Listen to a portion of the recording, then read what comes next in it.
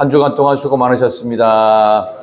한 주간 수고 많으셨습니다. 참으로 좋은 금요일 아침 되시기를 소망하며 주신 말씀을 가지고 신앙의 정도를 걸으라. 신앙의 정도를 걸으라라는 제목으로 말씀을 증거하겠습니다. 자, 이제 베드로 전서와 후서도 이제 이번 주간으로 이제 끝이 타고 다음 주 월요일부터는 오바댜 말씀을 잠깐 전하도록 그렇게 진도를 진행하겠습니다. 계속되어지는 외적인 환난에 대한 지침을 베드로 전서에서 기록을 총 5장에서 했고, 그 다음에 오늘 나오는 베드로 후서가 이제 오늘 그리고 주일 새벽으로 끝나게 되는데, 이 베드로 후서는 내부적 분열, 그러니까 교회도 외적으로 교회를 공격하는 세력이 있지만 교회 내적으로도 문제가 생길 수 있는데, 그게 바로 이단, 사이비, 거짓 선생들, 또 혹은 좀 플러스 한다면은 외부적으로부터 들어온 어떤 그 세상적인 그럴듯한 것들을 교회 안에 도입해야 된다라고 말하는 세속주의적인 생각들입니다. 그런 것들이 교회를 분열시킬 수 있는데, 오늘 그런 점에서 그럼 어떠한 거짓 교사들이 당시에 있었는가, 그리고 거기에 대해서 사도 베드로는 어떠한 지침을 갖고 우리에게 신앙의 정도를 걸어야 된다라고 말하는지, 오늘 그런 부분들을 좀 말씀을 드리겠습니다. 자, 먼저 거짓 교사들, 이단, 사이비들, 속이는 자들이 어떻게 하는지를 좀 설명을 하는데요. 한번 12절 보세요. 제대로 된 신앙이 아닌 잘못된 교훈인데요. 12절 시작. 그러나 이 사람들은 본래 잡혀 죽기 위하여 난 이성 없는 짐승 같아서 그 알지 못하는 것을 비방하고 그들의 멸망 가운데서 멸망을 당하며, 아멘. 마치 아무 생각이 없는 짐승같이 그냥 무작정 들이댄다. 본능에만 충실한 그런 모습으로 멸망당할 것이다 라고 하는 이야기들을 앞에 밝히고 있습니다. 그 다음에 13, 14절에는 이제 어떻게 해야 돼, 어떤 식으로 속이고, 그 다음에 음심에 가득한 눈으로 또 범죄를 하고 유혹하고 탐욕, 저주의 자식들, 그러면서 15, 16절에 인용을 합니다. 그게 이제 실질적인 실예가 되겠는데요. 자, 민수기에 나오는 이제 발람 선지자를 예를 들고 있어요. 15, 16 한번 같이 읽겠습니다. 베드로후서 2장 15절, 16절 시작. 그들이 바른 길을 떠나 미혹되어 부올의 아들 발람의 길을 따르는도다. 그는 불의의 삭슬 사랑하다가 자기의 불법으로 말미암아 책망을 받되 말하지 못하는 나귀의 사람의 소리로 말하여 이 선지자의 미친 행동을 저지하였느니라. 아멘. 공식적으로 성경에서 밝히고 있죠. 이단 사이비들의 행동을 미친 행동이다. 그러니까 우리는 이런 일을 하지 말아야 되는데 예를 들고 있어요. 민수기 22장에서 25장에 보면은 당대 최고의 선지자 부올의 아들 발람, 그러니까 이 시대 최고의 목회자, 그 누가 이름만 대도 다 아는 어떤 위대한 목회자, 그 사람을 돈으로 매수하는 모압의 세력이 있었습니다. 모압 왕 발람 선지자를 발락이라고 하는 왕이 돈 갖고 이렇게 매수를 합니다. 야, 내가 돈을 많이 줄 테니 너 이 시대 최고의 선지자지, 너네 나라를 저주해라. 그럼 내가 그거 한 것 이상으로 너에게 많은 보상을 하겠다. 이렇게 돈으로 매수했는데, 여기 나오는 부올의 아들 발람이 넘어갔을까요? 안 넘어갔을까요? 넘어갔다고 말해야 되나? 안 넘어갔다고 말해야 되나? 애매합십니까? 넘어갔어요. 넘어갔으니까 나오죠. 넘어갔어요. 근데 중요한 건 하나님께서 그걸 막으시죠. 저주를 하려고 하니까 안 되고, 하려고 하니까 또 안 되고, 자꾸 막혀요. 또 선지자가 자기네 나라 이스라엘 나라를 저주한다는 게 말이 안 되죠. 그때 안 되면 멈추면 돼요. 근데 안 멈춰요. 왜? 받은 돈이 있어요. 여기 그대로 나오잖아요. 15절 보시면 불의의 삭슬 사랑하다가, 돈을 지나치게 집착하고 사랑하다가 그가 썼던 방법이 뭐냐? 그러면 저주를 하지 말고 저주와 유사한 수준의 또 다른 그럴듯한 것을 한번 해보자. 그게 뭐였냐면, 당시에 모압의 여자들이 그토록 미모가 뛰어났답니다. 우리 대한민국에서 미모가 뛰어나기로 유명한 지역이 어디죠? 대구입니다. 대구는 골격이 좀 다릅니다. 이제 그런 얘기가 있는데, 어쨌든 그 당시에는 어쨌든 중동에서 모압이 여자들이 이뻤대요. 그러니까 어떻게 했느냐. 저주 대신 이쁜 모압의 여자들을 많이 보이게 해서 이스라엘 사람들로부터 행음을 하게 만들자. 음행을 하게 만들자. 이제 그런 방법을 쓴 거예요. 아주 치졸하면서도 사탄의 방법이었습니다. 이제 그런 거를 하다가 여기 나오는 나귀의 입을 여셔가지고 사람의 말을 하면서 이 발람 선지자의 이 악한 행동이 저지받는, 그러니까 미친 행동이죠. 미친 행동을 저지하시는 하나님의 일이 있어요. 그러니까 이걸 보면서 그럴듯하고 합리적인 이유, 설득력이 있고 호소력도 있고 사람을 속이기 위해서 온갖 방법, 저주가 안 되면 저주 수준의 또 다른 교묘한 술책으로 우리를 속일 수 있다는 거예요. 그러니까 넘어가면은 안 되는데 여러분이 그냥 쉽게 보이스피싱 같은 거 안 넘어갈 것 같잖아요. 저는 넘어갔을까요? 안 넘어갔을까요? 저도 그래도 꽤 공부했습니다. 넘어가더라고요. 그것도 교묘하게 넘어가요. 왜냐하면 그때 문자 메시지로 뭐를 해가지고 URL 연결해서 뭐를 하라는 게 있었어요. 뭐 카드 뭐 연결하는데. 근데 그건 줄 알고 눌렀더니 갑자기 무슨 현대카드 연결돼서 아 이건가 보다 눌렀는데 갑자기 돈이 빠져나가는 거예요. 아차 싶은 거예요. 문자로 이렇게 해가지고 하는 경우는 없답니다. 그래서 제 동생한테 아주 무지 혼난 적이 있어요. 막내 동생이 전산 쪽 전공을 해가지고 왜 그런 걸 눌렀냐고. 형은 그렇게 얘기해도 못 알아듣는다고 하니까 저도 넘어갈 때가 있고 사람은 언제든지 넘어갈 수 있어요.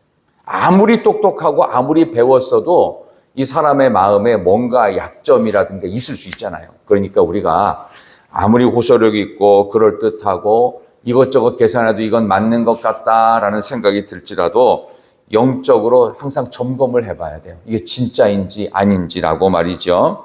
그런 점에서 광명한 천사로 가장했던 사탄 역할을 하는 수많은 이단들과 거짓 사이비들이 얼마나 많은지 모릅니다. 말씀을 떠나면 이렇게 지혜도 사라지고 분별력도 사라집니다. 오히려 우리가 하나님의 말씀인 이런 베드로 전후서 같은 내용들을 잘 붙드심으로 하나님께서 여러분들을 속지 않고 사탄의 술책에 넘어가지 않는 영적 분별력으로 신앙의 정도를 걷기를 지심으로 소망합니다. 또 하나 말씀을 드린다면 이제 비참한 교사, 거짓 교사들의 비참한 결말을 이야기하는 17절부터 22절까지의 내용입니다.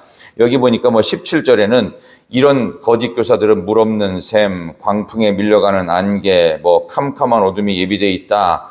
18절에 보면 허탄한 자랑의 말을 토한다. 그릇되게 행하는 사람들에게 겨우 피한 음란으로서 육체의 정욕, 유혹했다. 이런 식으로 스스로 멸망하는 그런 이야기들이 쭉쭉쭉 나오고 있습니다. 여러분들이 한번 생각해 보실 것이 이런 게 있어요. 교회 안에서 신앙생활 하다 보면 믿음이 점점점 이렇게 생기고 시간이 가면 갈수록 성장을 하게 되는데 이 믿음의 근거가 어딘지를 보셔야 돼요. 말씀으로 생긴 믿음인지 그리고 복음에 의해서 생긴 믿음인지 아니면 교회 활동이나 교제를 통해서 믿는 생겨난 믿음인지를 구별하셔야 돼요. 여러분의 믿음이 어디에서 근거한다고 생각하십니까? 만약에 여러분이 교제 열심히 하고 교회 안에서 활동 열심히 해서 신앙생활이 유지되는데 만약 그런 거 못하고 그냥 예배만 다니세요. 그 다음에 어떤 직분 내려놓고 그냥 평범하게 신앙생활 하세요. 라는 데도 믿음이 떨어지고 교회에 대한 흥미를 잃어버린다? 그럼 믿음 아닙니다. 그거. 그러니까 명목상 그리스도인이 우리나라에는 57% 있다고 그랬죠. 10명 중에 6명은 예수가 누군지를 잘 몰라요. 희미해요. 구원 못 받는 사람일 가능성이 아주 높습니다. 위험합니다. 다시 말씀드립니다. 말씀에 근거한 믿음을 가지셔야 됩니다. 제일 중요한 겁니다. 그래서 여러분이 신앙이 흔들릴 때 어떤 말씀이 떠올라야 되는데 신앙이 흔들릴 때 누가 나한테 잘못했고 뭐가 원망스럽고 특히 가장 중요한 핵심 대상이 뭐냐면 내가 신앙이 흔들리는데 목사님에 대한 원망이 생긴다. 그거는 복음에 의한 말씀에 의한 믿음이 아니에요. 활동과 교제를 통한 믿음일 가능성이 높아요. 찬양대 열심히 활동하고 어디서 부서에서 활동하고 하는데 그거 안 하고 가만히 있는데 어떤 믿음에 흔들린다. 잘못된 신앙입니다. 우리의 믿음의 근거를 확인해야 됩니다. 사탄은 우리의 근거를 교묘하게 틈새를 만들어낼 수 있다는 것을 기억하셔야 돼요. 제가 오늘 찬송가를 왜 366장을 골랐냐 하면 한번 잠깐 펴보시겠어요? 366장의 가사를 잠깐 보시면 맨 밑에 네 번째 단 보면 366장의 맨 밑에 단, 내 눈을 뜨게 하소서 성령이여. 그래서 맨 밑에 단만 한번 읽어보시겠어요? 내 눈을 뜨게 하소서. 시작. 내 귀를 열어주소서 성령이여. 내 입을 열어주소서 성령이여. 아멘. 눈을 떠야 되고요. 귀를 열어야 되고요. 입도 열어야 됩니다. 누가 열어주세요?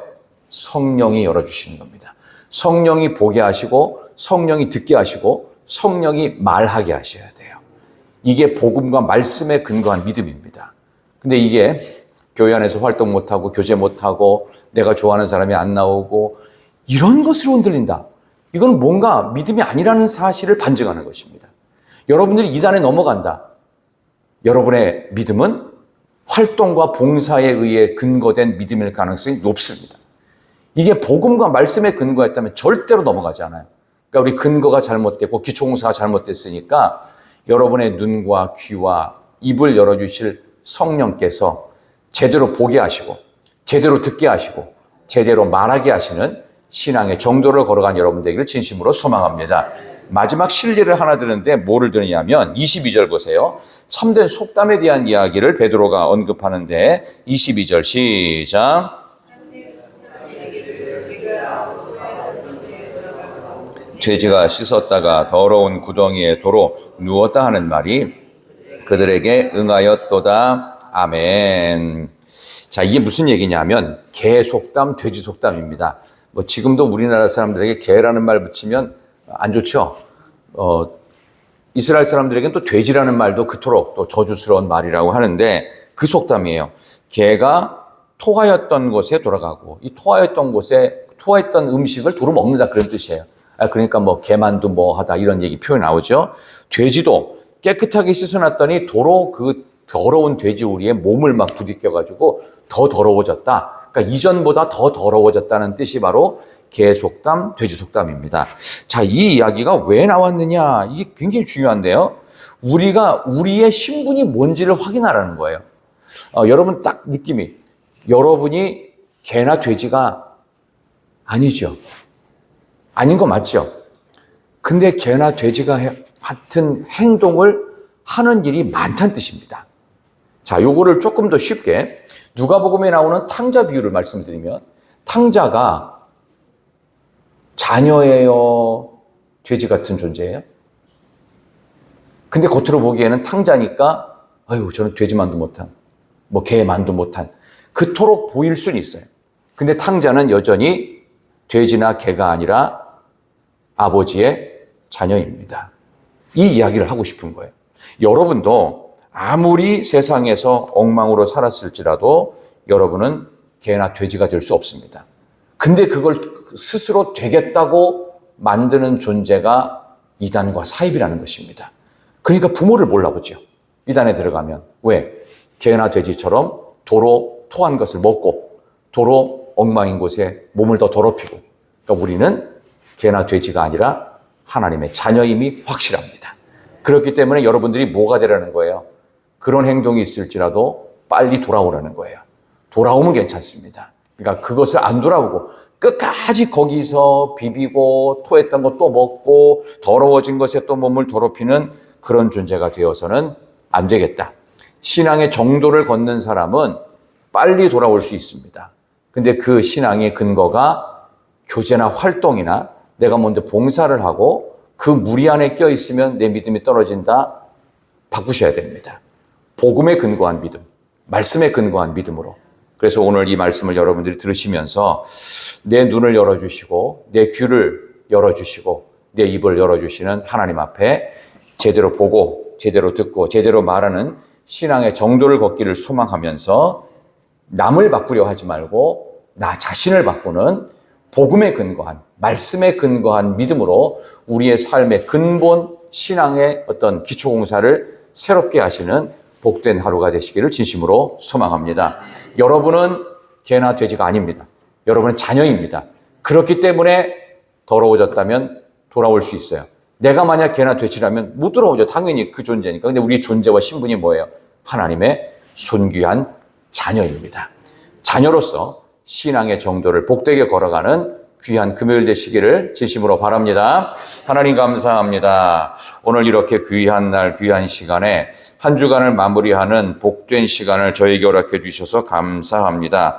믿음의 하루를 승리하기를 소망하며 이번 한 주간도 또 베드로후서 말씀을 가지고 새로운 하루하루를 열었습니다. 우리 모두가 믿음 안에 승리하는 간증거리가 있는, 그래서 신앙의 정도를 걷게 도와주시고 교제나 활동과 봉사로 인한 믿음이 아니라 하나님의 말씀으로 생긴 믿음, 복음으로 생긴 믿음으로 무장하여 제대로 보고 제대로 듣고 제대로 말하며 신앙의 아름다운 길을 열어가는 복된 하루가 되게 해주시기를, 오늘 저녁에 있을 금요 심야 가운데에도 크고도 뜨거운 은혜가 넘치게 해주시기를 예수님의 이름으로 기도하옵나이다. 아멘.